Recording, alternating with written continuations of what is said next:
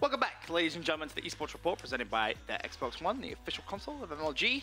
It's X Games recap so far today, and pretty good way to start the show. Some good old-fashioned roasting. I love it. Of course, stay tuned. Today we're going to be giving away an Xbox One to one lucky viewer. What a show!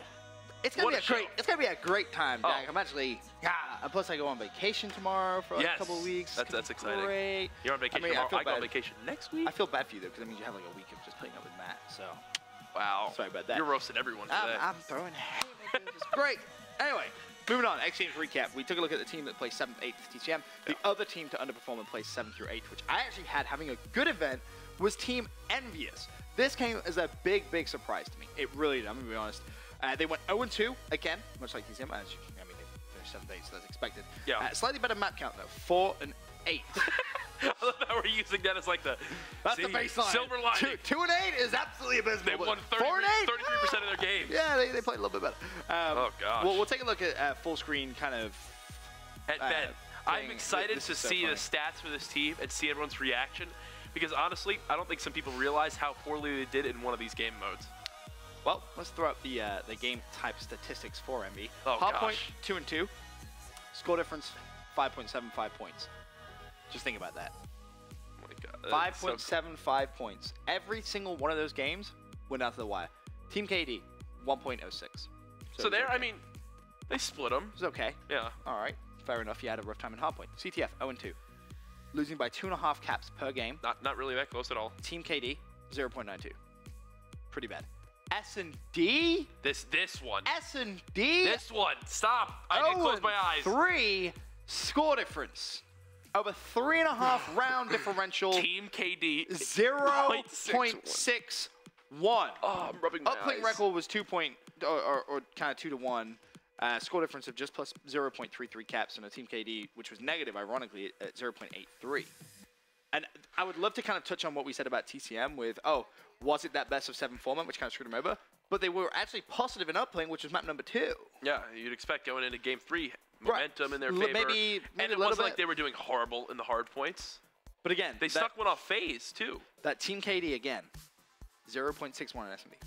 They didn't even show up. And in a best of 7 with the importance of S&D, you need to be winning that. We're going to take a look as well at kind of one of the weaker players and one of the stronger players, I guess, if you can call it a strong performance. Yeah. Looking at Teep, massively underperformed at this event. A 0.81 overall KD. Not what we've been used to when we've been watching TP on AW. Yeah. And that was a big factor this weekend. A lot of people talking about with him on that ON team, when he was being in that lineup, played much more of a slaying role. You saw that from him there. Well, this weekend. There's one stat with TP which is going to blow people's minds. His S&D KD was 0.36. You saw TP tweet, S&D was entirely my fault this weekend. Ben, a 0.36 KD. The game we're going to highlight today is rough to watch if you're a fan of TP. I'm one of TP's biggest fans. And this was a rough weekend. 0.36 S&D KD. And you know, and Teep's a good search and destroy player as well. And I feel bad too, because you know he takes all this stuff to heart. Like the last thing he wants to do is let his squad down and all the fans of the Boys in Blue. It happened. He's got his wedding coming up in just a couple weeks. There's been a lot in his mind, but a 0.36, I don't think enough excuses. What's even weirder? You think of TP as maybe he's going to do that objective role. Yeah. In CTF, every game played didn't get a single flag cap. Not a single flag cap. He averaged 2.33 uplinks, which was second on the team, and 10.5 caps on hardpoint. So he was trying to do the role elsewhere, but in 2 of the game modes, he was completely nullified. Like, absolutely didn't even exist. And let's look at those 2 game modes. CTF, 0-2. Uplink, S&D, 0-3. When TP was struggling, 3v4. When TP was struggling for that team, they lost. 0-5. Yeah, it was very bad performance from TP, and also EnVyUs as a whole. Standout player. Standout, I guess he had a good event. Saints, honestly, no surprise with this guy. Mr. Consistent. It's funny, I talked about it the other day. I was like, Saints is probably one of the most consistent players in the game, period. Yeah. Of Call of Duty, not just AW. People are like, don't be dumb, he's not consistent. I'm like, this is a guy who doesn't go negative. Once again, he has not got... I want you to put this in. What month are we in? We are in the month of June. Since the Call of Duty Ghost game came out... in November of 2013... this man has not gone negative at a single event. That, ladies and gentlemen, is the definition of consistency. For an entire game... I think the only person... half another game. The only person who's probably, I think, remotely close to that is Formal, and he went negative in one event where he went .99 in Ghosts. I would love to see that stat.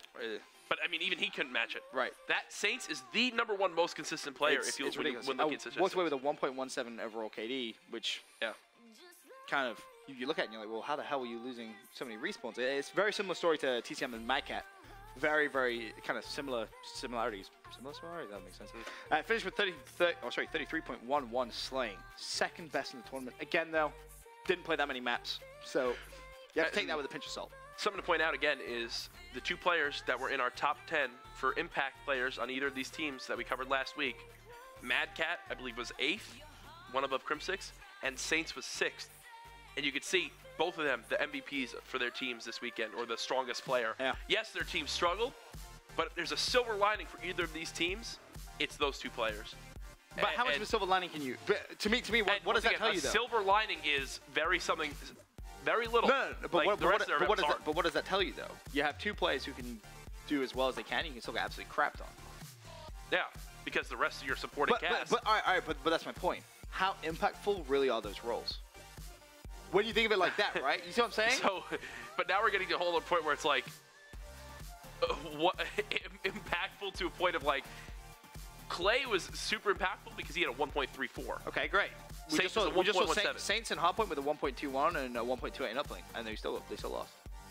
Yeah, but all right, but you see what I'm trying to say, though. That's why Clay was in arguments for #1 for impactful. But you look at Attach. If Attach isn't playing as well as he was at COD Champs, do we kind of still see that same impact from Clay? Like, what role is more important? Is it kind of that supporting slaying role, which helps the OBJ guy out? Or is it truly the guy that sits back there and just kills everything? Because the 7th and 8th, the case is exactly the same. The 2 players who are just sitting back killing things, doing exactly the role they need to do, and the team's just not winning. And I think it just comes down to the rest of the team struggling. Essentially, like yes, these players are extremely impactful and are a big reason why their teams are even in the talks of staying in those games. Right. So that's what you have to realize. It comes down to the rest of the players fulfilling their roles that they need to do. That's really the big issue here. I mean, we have a video, Search and Destroy Terrace. Okay, this was EnVy versus Rise Nation. It's Terrace, Search and Destroy. Now, this is a map #3. Yeah. And EnVy is leading the series 2-0. So 50% of their overall map count came in this game. That's a good point there. I didn't actually realize that. Yeah, so far at least. I mean, you look at this and you kind of touched on it. It's just not easy to watch. Like, you'll see I'm a big fan of EnVy. I love Teep, but this was just one of those games where he is going to want to forget about it. Now, once again, we said this about TCM. Do you see EnVy making a roster change? They just weren't able to get the kills that they needed. But the honest way I look at it, I'm going to be completely honest. Like you said, we're not going to sugarcoat anything today. If I'm Saints, I don't want to. You made a couple of team changes. Saints, this is what's really interesting is Saints, if you look at his results on this game, have been poor. Yeah. Really, really poor. He cannot get anything going. And he's still playing his role. Now, you can look at that arguably and be like, well, clearly he's not playing his role because his team's still getting crap. Yeah. But I think a player who's that consistent, he needs a better team. Whether they're going to want to try and stick it out, I don't know. But now, if I'm Saints, I look at players I've teamed with before and had success. Sense had a pretty bad year in terms of luck. Individually, he's played well. Apathy, who knows what's going to happen with him? Maybe they kind of go back towards those old SB days. Now, something I do want to point out is, in regards to when a player gets drafted, just something like the NFL, this might seem random for a second, but I'll tie it all together. They have like positives and negatives on what they get drafted for, right? Okay. And when you're rating these players for how high you think they're going to go in the draft, a player like Saints, when people mention most talented players in Call of Duty, he definitely comes to mind because of his consistency, slaying power, second highest slaying power at this tournament with 33.11 kills per respawn. The way I explain it, you know he's never going to crap the bed. Yeah. But now the issue is when you're building a team, how negative is it that we've seen he never attends events like Gfinity or like UGC Niagara? Right. So now with an event, 100K Gfinity event coming up, do you pick up a player? That's a really good point. Like him when there's a very large chance he doesn't attend. We've seen EnVy made that joke of EnVy International because Merck would play for that team.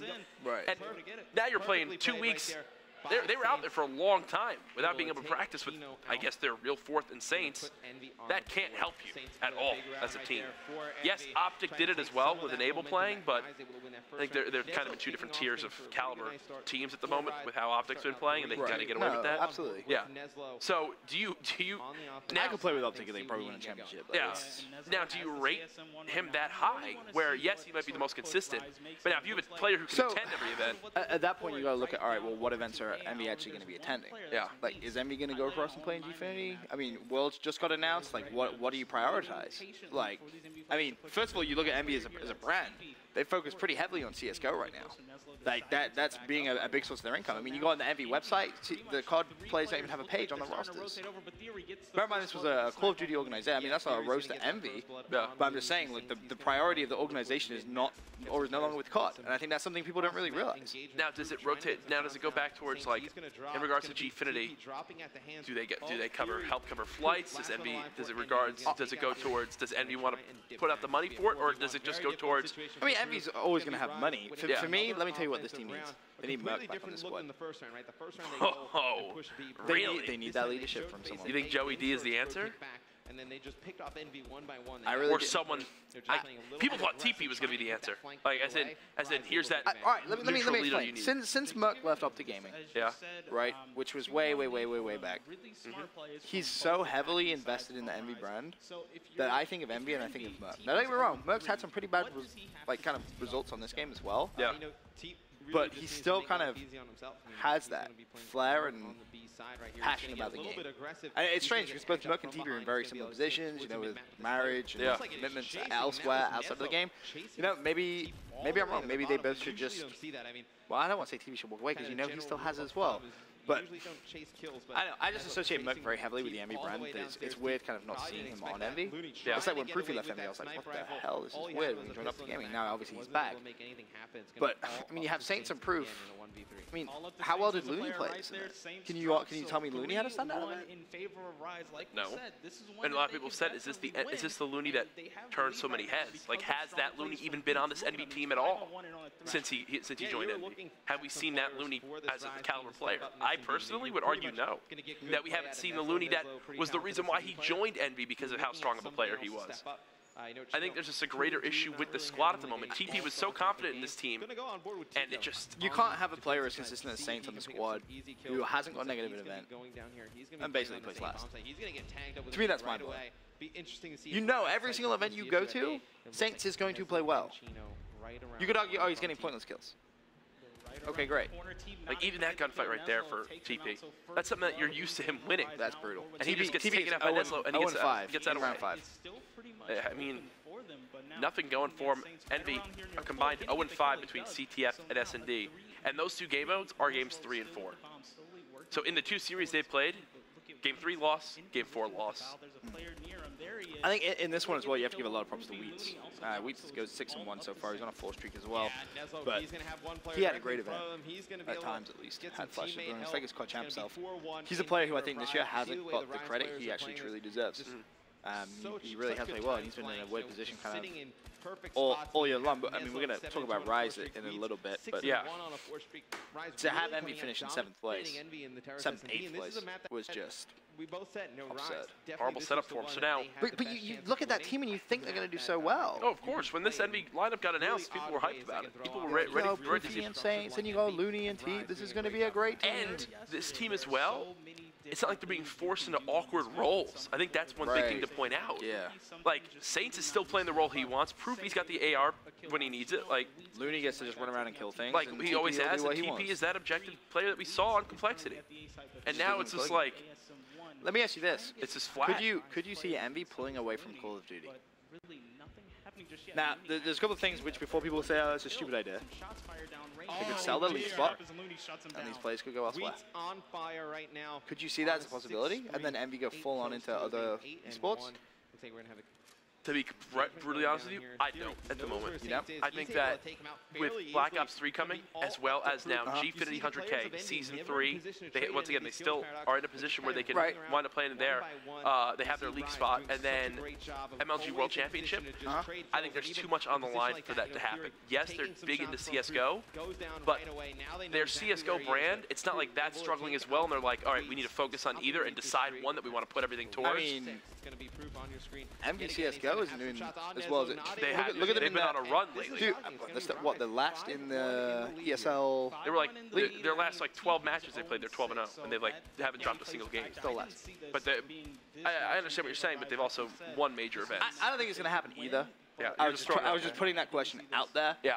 Just to see kind of your thoughts about it. I can't see them going away from COD, but I think they have something needs to happen with this team. People are saying one person in the chat said Teep sucks at AW. Do you think that's true? No. So at the very start of the game, he kind of saw him in a very different role, and he was playing out of his mind. So now, yes, the game has changed a lot, but TP does not suck. He had a bad. We're not highlighting him as a bad player. We're highlighting him as he had a bad event, which now, do you think players may not appreciate and like, but ultimately it happened. Now, in regards to, you mentioned role was a little bit different. Do you think to be the player he should be in AW, he needs to move away from this more objective only mind mode and go into more of a slaying and... Well, what's really interesting is if you look at some of the more objective-minded players, and you look at how they've performed recently, every single one of them is better. Yeah, that's actually a really good point. You look at replays, we'll talk about that a little bit. Yeah. I mean, we look at purely dedicated. We talk about Merc, didn't even get into season finals. Nature, retired. There's a lot of things like that that people I don't think have fully thought about. Yeah. That the objective-minded players on this game are struggling. We saw TP at his best when he was slaying. And it's even that... He still did objective, we're doing him wrong, but he was more comfortable in that role. And it's funny because even if they're doing the pure objective game mode, like the pure objective aspect of it, their stats and what we see in game actually don't justify how poorly they're doing in the slaying department. Right. Where you have a player like Optic Gaming in their current setup, where I was like, wow, who's going to play the objective? How's that going to wind up working? They're still easily able to make it happen because of their raw slaying power. Because the objective work is so easy on Advanced Warfare. There's nothing which is like, oh, you know, shock horror, like hardpoint. You kill people, and you have one person kill people in the hill. Yeah. That's not object uplink. The way uplink should be played right now, and a lot of pros will tell you the same way, is you get ball control. No one touches the ball though. You just get control of the map and out the area. Everyone kind of floods past it, you get the kills, and the last person to spawn in picks up the gun and goes for points. And that's the way the best people are playing it right now. When you look at Hardpoint as well, when you think back to Black Ops 2, and you had that dedicated objective player who would be normally your person inside of the Hardpoint. How different is that game, though? Oh, but now that's what I'm pointing out, is that, first of all, there would be way less engagements for them than there is in Massively AW. amount less. So it comes to a point where... Even if you don't have the best gun skill, you're okay. Yeah, even it comes down to a point where, in a game like AW, if your person in the Hardpoint, let's say a Karma or a Crim 6 or even a Scum, because you don't really expect Formal to be that person, has incredible gun skill as well, and now instead of being challenged where in Black Ops 2 he would be challenged maybe 3 or 4 times in an entire 60-second hill if you hold it for all 60 seconds. It's doubled. Now it's 8. Right. And depending on the spawns, it could be even close to 10 in one Hardpoint. Yeah. Now you're having a person with a lesser, not lesser gun skill, but in that role that isn't a slaying role, who's in this Hardpoint. Right. It's just something to think about. Shane, another one, didn't even talk about. Objective mind. Every single objective-based player is playing poorly right now, and I think there's a reason behind that. We should do like a full segment on that. I think honestly, I think it's something which people don't give enough kind of thought into. Yeah. I think right now with the way that the game is being played, the current meta, if you will, you just need to kill everything. And it kind of got the same way at the end of Ghost. If you think back to the very end of Ghost, the meta was just run around and kill things. And ultimately, I mean, it's a first-person shooter. The name of the game is always to kill. There you're going all the way to the title and the genre of the game. Anyway, that was Team EnVyUs, another poor performance from them. For now, though, we're going to head over to a quick commercial break. When we return, we're going to be highlighting the Call of Duty World Champions denial on, again, yet another pretty poor performance, 5th through 6th. Be right back.